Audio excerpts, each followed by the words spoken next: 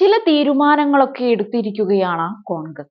അടുത്ത വർഷം നടക്കുന്ന നിയമസഭാ തിരഞ്ഞെടുപ്പിൽ ഡൽഹിയിൽ പാർട്ടി ഒറ്റയ്ക്ക് മത്സരിക്കുമെന്നും AAP-യുമായുള്ള പാർട്ടിയുടെ സഖ്യം ലോക്സഭാ തിരഞ്ഞെടുപ്പിന് വേണ്ടി മാത്രമാണെന്നും വ്യക്തമാക്കിയിരിക്കുകയാണ് ഡൽഹി കോൺഗ്രസ് അധ്യക്ഷൻ ദേവേന്ദർ യാദവ്. പാർട്ടി പ്രവർത്തകരോട് അദ്ദേഹം ഇക്കാര്യം പറഞ്ഞിട്ടുമുണ്ട്.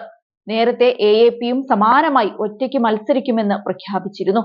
ലോക്സഭാ തിരഞ്ഞെടുപ്പിൽ നമുക്ക് മികച്ച വോട്ട് ശതമാനം ലഭിച്ചുവെന്നും ഇപ്പോൾ പാർട്ടിക്ക് കൂടുതൽ ശക്തി പകരുന്നതിനായി ജില്ലാ കോൺഗ്രസ് കമ്മിറ്റികളുടെ എക്സിക്യൂട്ടീവ് യോഗങ്ങൾ സംഘടിപ്പിക്കുന്നുണ്ടെന്നും കോൺഗ്രസിനോടുള്ള ജനങ്ങളുടെ ചായ്വ് വർദ്ധിച്ചു വരികയാണെന്നുമാണ് കൃഷ്ണനഗർ ജില്ലാ കോൺഗ്രസ് കമ്മിറ്റി ഭാരവാഹികളുടെ യോഗത്തെ അഭിസംബോധന ചെയ്യവേ യാദവ് പറഞ്ഞത്. കോൺഗ്രസ് ആരുമായി സഖ്യമുണ്ടാക്കി ഒരു തിരഞ്ഞെടുപ്പിലും മത്സരിക്കില്ല. ലോക്സഭാ തിരഞ്ഞെടുപ്പിൽ നമുക്ക് വോട്ട് ചെയ്യുന്നതിലൂടെ അവരുടെ വിശ്വാസം പാർട്ടിക്കൊപ്പമാണെന്ന് ഡൽഹിയിലെ വോട്ടർമാർ തെളിയിച്ചു കഴിഞ്ഞു. അവരുടെ വിശ്വാസം കൊണ്ട് നമ്മൾ ഇവിടെ അക്കൗണ്ട് തുറക്കുക മാത്രമല്ല, നിയമസഭാ തിരഞ്ഞെടുപ്പിൽ വൻ ഭൂരിപക്ഷത്തോടെ വിജയിക്കുകയും ചെയ്യും. ദരിദ്രരും ഇടത്തരക്കാരും പിന്നോക്ക സമുദായങ്ങളും ന്യൂനപക്ഷങ്ങളും യുവാക്കളും സ്ത്രീകളും വർദ്ധിച്ചു വരുന്ന പണപ്പെരുപ്പവും തൊഴിലില്ലായ്മയും കാരണം BJP-യെയും AAP-യെയും മടുത്തിരിക്കുകയാണ് എന്നും അദ്ദേഹം കൂട്ടിച്ചേർത്തു. ജലക്ഷാമം, വൈദ്യുതി നിരക്ക് വർധന, വെള്ളക്കെട്ട് എന്നിവ കാരണം ജനങ്ങൾ ദുരിതം അനുഭവിക്കുകയാണെന്നും AAP സർക്കാരിനെതിരെ ആഞ്ഞടിച്ചുകൊണ്ട് യാദവ് പറഞ്ഞു. കോൺഗ്രസ് ആരുമായും സഖ്യമുണ്ടാക്കി ഒരു തിരഞ്ഞെടുപ്പിലും മത്സരിക്കില്ല.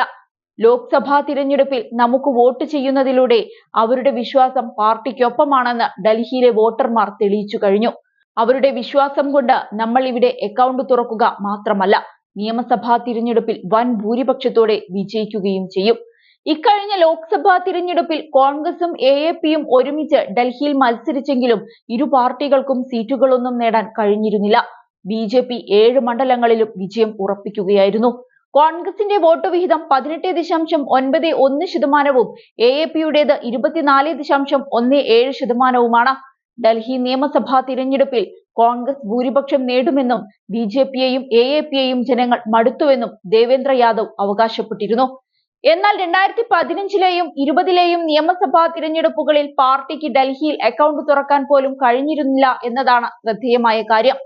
അതേസമയം ഡൽഹിയിൽ ദീർഘകാലം ഭരിച്ചിരുന്ന കോൺഗ്രസിനെ അട്ടിമറിച്ചുകൊണ്ടാണ് 2013-ൽ അരവിന്ദ് കെജ്രിവാളിന്റെ നേതൃത്വത്തിൽ AAP ഡൽഹിയിൽ അധികാരം പിടിച്ചെടുത്തത്. പിന്നീട് AAP-ക്ക് തിരിഞ്ഞു നോക്കേണ്ടി വന്നിട്ടില്ല. എന്നാൽ കോൺഗ്രസിന്റെ സ്ഥിതി മറിച്ചാണ്. 70 അംഗ നിയമസഭയിൽ കഴിഞ്ഞ 2 വട്ടമായി ഒരാളെ പോലും ജയിപ്പിക്കാൻ അവർക്ക് കഴിഞ്ഞിട്ടില്ല. അതേസമയം മുഖ്യ എതിരാളിയായ BJP-യെ നേരിടാൻ ഒരുമിച്ചും അല്ലാത്തയിടങ്ങളിൽ വിട്ടുവീഴ്ചയ്ക്ക് വിധേയമായുമാണ് AAP-യും കോൺഗ്രസും ഇക്കുറി ലോക്സഭാ തിരഞ്ഞെടുപ്പിനെ നേരിട്ടത്. ഡൽഹിയിൽ BJP-ക്കെതിരെ ഒരുമിച്ച് നിന്നു. എന്നാൽ ആം ആദ്മി പാർട്ടി ഭരിക്കുന്ന പഞ്ചാബിൽ ഇരുവരും വെവ്വേറെ മത്സരിച്ചു. ഹരിയാന, ഗുജറാത്ത് സംസ്ഥാനങ്ങളിലും സീറ്റുകൾ വിട്ടുകൊടുത്തായിരുന്നു പോരാട്ടം. ലോക്സഭാ തിരഞ്ഞെടുപ്പിൽ കഴിഞ്ഞ 10 കൊല്ലമായി നേരിടുന്ന സീറ്റില്ലായ്മയെ നേരിടാനാണ് കോൺഗ്രസും AAP-യും ഡൽഹിയിൽ കൈകോർത്തത്. BJP-യുടെ വോട്ട് വിഹിതത്തെ മറികടക്കാൻ കോൺഗ്രസ് AAP സഖ്യത്തിന്റെ വോട്ട് വിഹിതത്തിന് കഴിയാത്തതാണ് പരാജയ കാരണം.